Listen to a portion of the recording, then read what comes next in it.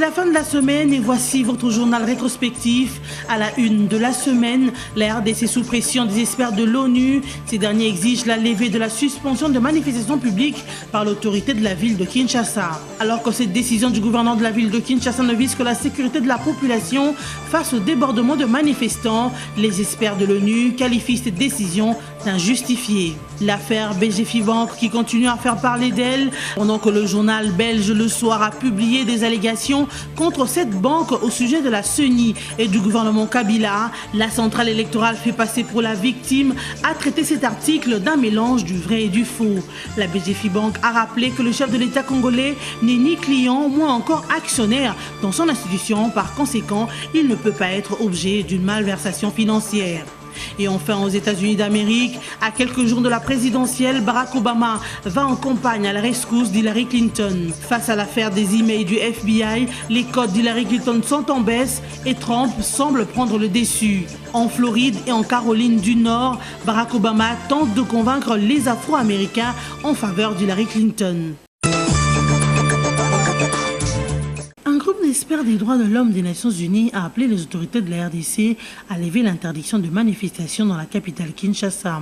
Une interdiction que ces experts qualifient d'injustifiée alors que l'autorité provinciale de Kinshasa a pris cette décision pour préserver la paix et la tranquillité du pays, mieux sécuriser la population. Une décision motivée par les émeutes du 19 et 20 septembre dernier lors de la marche dite pacifique par le rassemblement de l'opposition. Pour ces experts de l'ONU, la situation actuelle de la RDC ne justifie pas l'interdiction générale des manifestations dans certaines villes. Étant donné que le pays se trouve dans une période électorale hautement contestée, les citoyens devraient avoir davantage d'espace pour s'exprimer, ont-ils ajouté. Depuis cette interdiction le 22 septembre dernier, au moins 4 manifestations ont été annulées, de la majorité comme de l'opposition. Pourquoi donc les experts de l'ONU font-ils pression au gouvernement congolais pour lever l'interdiction à 2 jours de la tenue du meeting annoncé par le rassemblement d'Etienne Tshisekedi?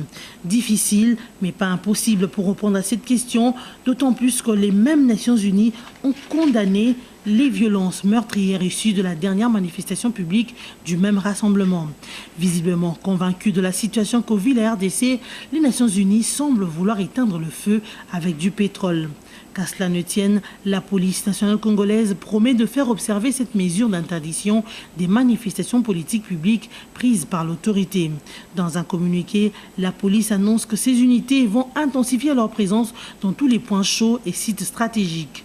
Ainsi, la date du 5 novembre est une journée ordinaire comme toutes les autres. Chacun vaquera librement à ses occupations et aucune perturbation de l'ordre public ne sera tolérée, a indiqué le document de la police nationale congolaise.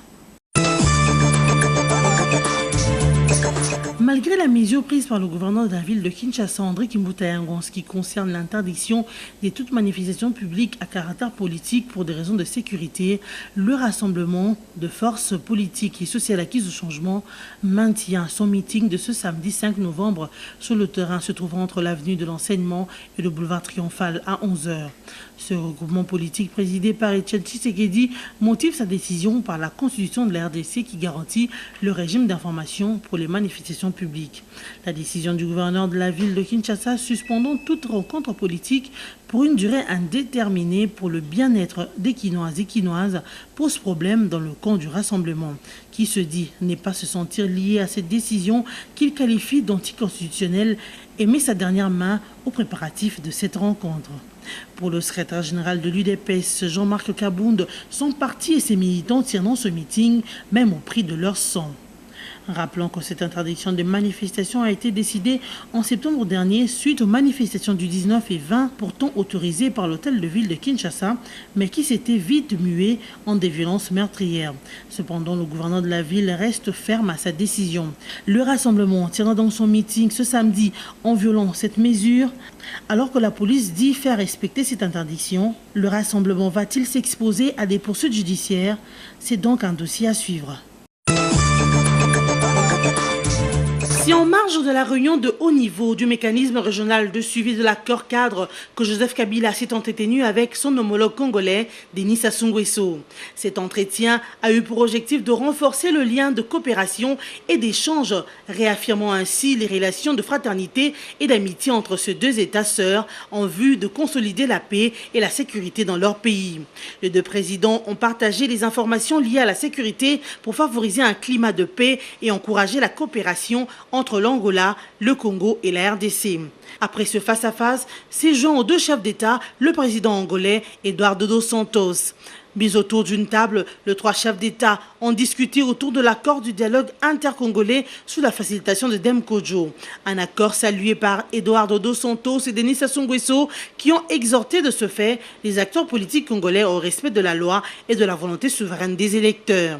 Le président angolais renchérit en disant qu'il vaut mieux prendre quelques mois de plus pour tenir en toute sécurité et tranquillité les élections au lieu de suivre des voies incertaines de la violence. Un combat que soutient Joseph Kabila Kabange pour le bien de la nation congolaise. Les évêques de la RDC ont repris leur bâton de pèlerin, cette fois-ci dans une nouvelle mission de bons offices, avec l'aval de Joseph Kabila, président de la République. En pacificateur modèle, Joseph Kabila a lui-même demandé à la SENCO de rapprocher les différents points de vue de tous les acteurs politiques. Une demande qui a connu une avancée significative ce lundi 31 octobre dans une rencontre entre les évêques et plusieurs responsables de l'opposition qui rejettent encore l'accord signé à l'issue du dialogue de la Cité de l'Union africaine. Cette médiation que joue la SENCO a pour objectif majeur d'aider les différents acteurs politiques congolais, notamment ceux du Rassemblement de l'opposition, le MLC et sa nouvelle plateforme, ainsi que le Front pour le respect de la Constitution, à mettre de côté leurs divergences pour privilégier la paix et l'unité de la RDC qui demeure une priorité pour les Congolais. Les évêques ont à cette même occasion appelé les partis de l'opposition à mettre par écrit leurs points de divergence avec le dialogue national en toute discrétion pour ne pas ruiner cette nouvelle tentative de médiation entre les acteurs de la crise. Ici est de souligner que le chef de l'État a estimé dans son rôle de père de la nation qu'il est primordial de donner son aval à cette ultime tentative dans un seul et unique but de chercher le bonheur de tous les Congolais de la RDC. L'appel des chefs d'État de la CIRGL au rassemblement de l'opposition congolaise lors du sommet de Luanda à adhérer à l'accord issu du dialogue semble porter ses fruits. Ce mardi 1er novembre, 33 partis politiques, membres du rassemblement de forces politiques et sociales acquises au changement, ont signé l'accord politique des travaux de la Cité de l'Union africaine. Au bureau de la facilitation du dialogue sur le boulevard du 30 juin à Kinshasa, partis politiques du rassemblement et société civile ont tous apposé leur signature en présence des représentants du facilitateur. Cette délégation des hauts cadres du rassemblement, conduite par Prince Willy Michiki, représente donc 63% de partis politiques allés au rassemblement que dirige Etienne Tshisekedi. Willy Michiki, de l'Union nationale de nationalistes, a souligné que cette adhésion à l'accord politique du dialogue a été motivée par les assurances reçues des parties prenantes aux travaux de l'Union africaine. Nous avons négocié pendant plus d'une semaine avec les amis de la Cité de l'Union africaine et particulièrement de la majorité au pouvoir. Et je dois vous dire, ce n'est pas un secret, nous avons obtenu la primature va revenir au rassemblement. Puisque nous sommes la fille aînée de l'opposition, nous avons aussi obtenu que dans ce gouvernement-là, où nous allons faire partie bientôt, dans moins de 10 jours j'espère, les premiers mois de son exercice, nous allons procéder à la libération des détenus politiques et d'opinion, au retour des exilés politiques, notamment des gens comme les Moïse Katumbi, les Roger Lumbala, les Moussa Nyamouis et les autres. Ici, les détenus politiques, vous savez, il y a les noms les plus cités, entre autres, Bruno Chibala, Moïse Monidela, Diomi Dongala, Mouyambo et tant d'autres. Et surtout, on va, puisque ça c'est une procédure facile, la libération des bénéficiaires de l'amnistie du 11 février 2014. C'est nous qui allons maintenant agir. Non seulement nous aurons la priorité et la primature, mais nous aurons aussi des ministères clés. De l'intérieur, nous allons aussi nous battre pour que nous puissions voir la possibilité de réduire la durée de la transition en fin décembre de 2017. Conformément à un article de l'accord politique du dialogue qui stipule que la primature reviendra à l'opposition signataire de l'accord, Willy Michiki a souligné que Vital Kamerhe laissera cette place au rassemblement. Cette plateforme politique qui est meneur de l'application du dialogue depuis la rencontre de Jeanne Val. Ici est de noter que parmi les membres du rassemblement signataires de cet accord du dialogue, on peut citer Michiki Bouini Willy de l'UNANA, Bitazebe de Grégoire du PRD Chiquito, Kadima Wakadima Loussé du FDR, Bolengue Nkesombo de l'UNILAC, Bienvenue Solo de la Convention nationale d'action politique, Louis Milan Monga de la Convention du peuple pour le progrès et tant d'autres. Une publication du quotidien belge Le Soir, le 29 octobre dernier, que Jean-Jacques Lumumba, chef du département des engagements à la BGFIBank, accusait plusieurs proches du président Kabila d'avoir détourné de l'argent par l'intermédiaire de la banque BGFIBank. Cet ancien cadre de la BGFIBank a fait savoir dans un document remis au quotidien belge que ces mouvements suspects étaient virés vers un compte appartenant à la Commission électorale nationale indépendante, notamment entre mai et septembre 2016, où plusieurs chèques d'un total de 7,5 millions d'euros ont été encaissés par la CENI, alors que cette dernière organe chargé de l'organisation des élections se plaint régulièrement de manque de fonds pour mener à bien ses missions.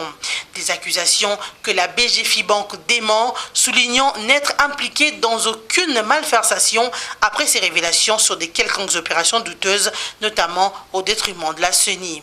Si c'était le cas, la CENI aurait réagi et n'aurait pas attendu que la Belgique l'en informe, a rajouté Abderkader Diop, directeur général adjoint à BGFIBank RDC. Pour la BGFIBank, une des preuves que les propos écrits dans le journal belge Le Soir ne sont pas exacts et que le chef de l'État congolais Joseph Kabila n'est ni client, moins encore actionnaire de la BGFIBank. De son côté, le président de la CENI a indiqué lors d'un point de presse mercredi la position de son institution par rapport à ces révélations qui qualifient d'un mélange du vrai et du faux. Les révélations font passer plutôt la CENI comme une victime. On fait les liens pour dire que de fait qu'il y a eu ces retraits, c'est ce qui justifierait la non-tenue des élections en 2016. Et ça, nous disons que on a mélangé le vrai du faux. Visiblement, cet article publié par le journal belge Le Soir est un article avec contenu vide. Le prochain gouvernement dit d'union nationale étant prêt à être installé, le Premier ministre sortant Matata Ponyo Mapon a pris une série de mesures et demande à toute son équipe ministérielle de se préparer à la remise des reprises. En attendant que cette nouvelle équipe gouvernementale soit installée, il est interdit à tous les ministres du gouvernement Matata de partir en mission. Ils n'ont plus le droit de conclure de nouveaux engagements financiers, des marchés publics et de signer des contrats. Le chef du gouvernement a également interdit les recrutements, les nominations, les promotions et les mouvements du personnel de l'État à tous les niveaux. Le Premier ministre demande à la ministre du portefeuille de respecter ses instructions dans les entreprises publiques transformées en sociétés commerciales. Matata Ponyo a fait la même demande au ministre sectoriel. Matata Ponyo a fait la même demande au ministre sectoriel pour ce qui est des établissements publics ainsi que des services publics. Il s'est de noter que toutes ces mesures prises font partie des préparatifs avancés pour la remise et reprise entre le gouvernement Matata et celui d'union nationale que dirigera un opposant selon l'accord politique du dialogue national et inclusif. Après avoir été délogé hier jeudi 3 novembre du Mont Carmel dans le Nord Kivu à Butembo par les forces armées de la RDC, les adeptes de la secte Corps du Christ ont attaqué un commissariat de police dans le quartier Fourou à l'entrée nord de la ville de Butembo ce vendredi à l'aube. Ils ont égorgé un policier, tabassé un autre qui a succombé de ses blessures à l'hôpital. Et 2 policiers sont grièvement blessés et un civil porté disparu. Ces miliciens ont emporté 2 armes avant d'incendier le conteneur habitant le bureau de cette police. L'intervention militaire pour dissuader l'ennemi a consisté à tirer de coups de balle. Selon un média de la place, une forte présence militaire sévit à Fourou et la population de Butembo a difficile à faire des mouvements vers le nord de la ville.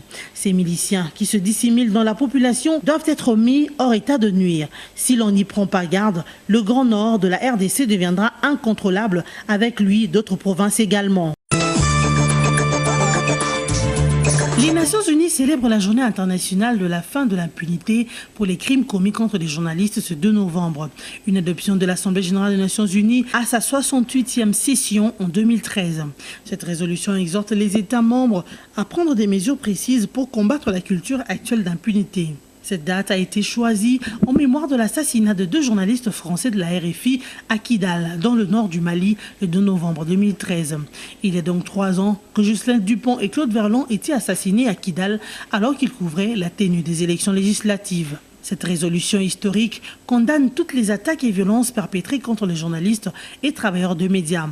Elle exhorte également les États membres à faire tout leur possible pour prévenir cette violence, traduire en justice les auteurs de crimes commis contre des journalistes et des travailleurs des médias et veiller à ce que les victimes disposent de recours appropriés.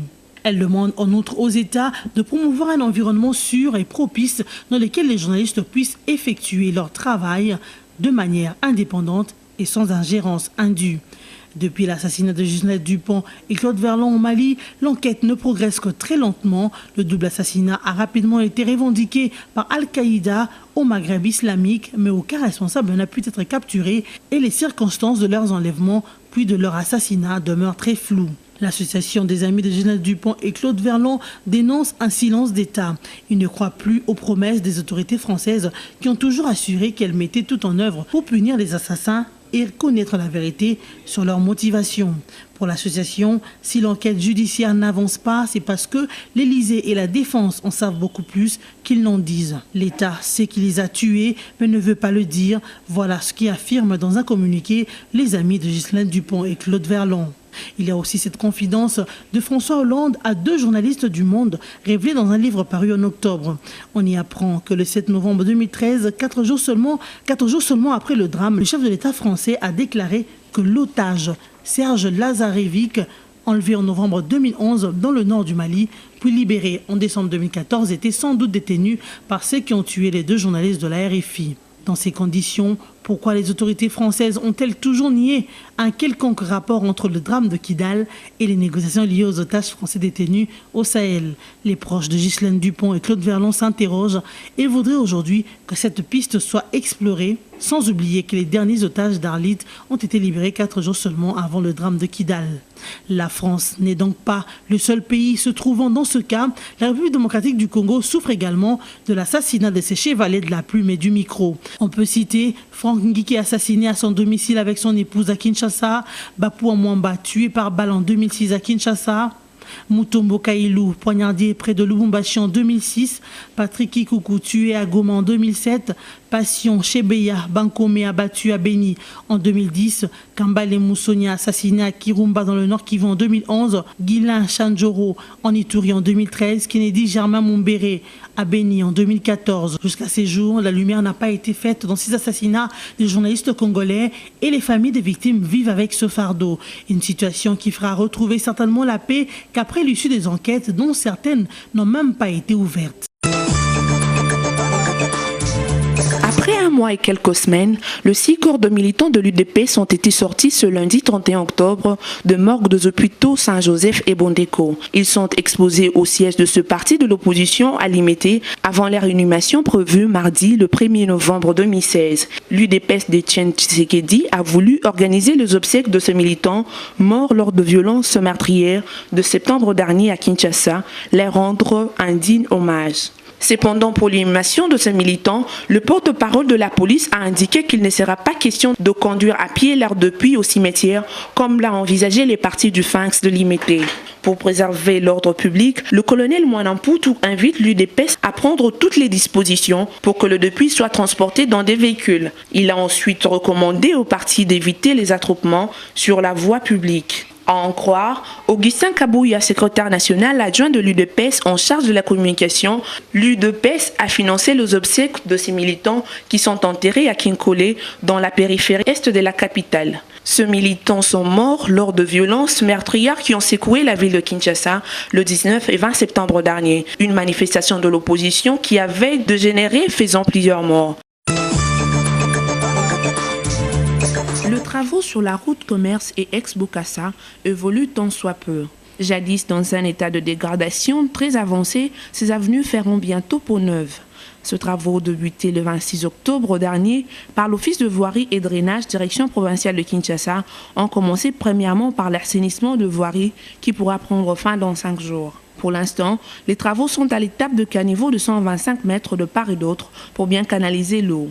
Après vient le travaux de rechargement pour la couche de base concassée 0,80 en commençant par enlever les matériaux détruits qui seront remplacés par des matériaux neufs. Après viendra la deuxième couche concassée 0,80. Les travaux pourront prendre fin dans 2 mois, nous a confié le maître de travaux Jimmy Kabila. Bon, la durée exacte, c'est de 3 mois, mais avec cet arsenal de matériel que mes chefs ont mis à ma disposition, je ne pense pas qu'on va aller dans 3 mois. Donc je vais m'atteler pour terminer tout ça dans 2 mois. Les usagers de Zavni Commerce et Ex-Bokassa ont remercié les autorités de la ville d'avoir pensé à réhabiliter ces avenues longtemps abandonnées. Ils les exhortent à faire de même pour les autres artères de la capitale, Kinshasa. God bless the United States of America.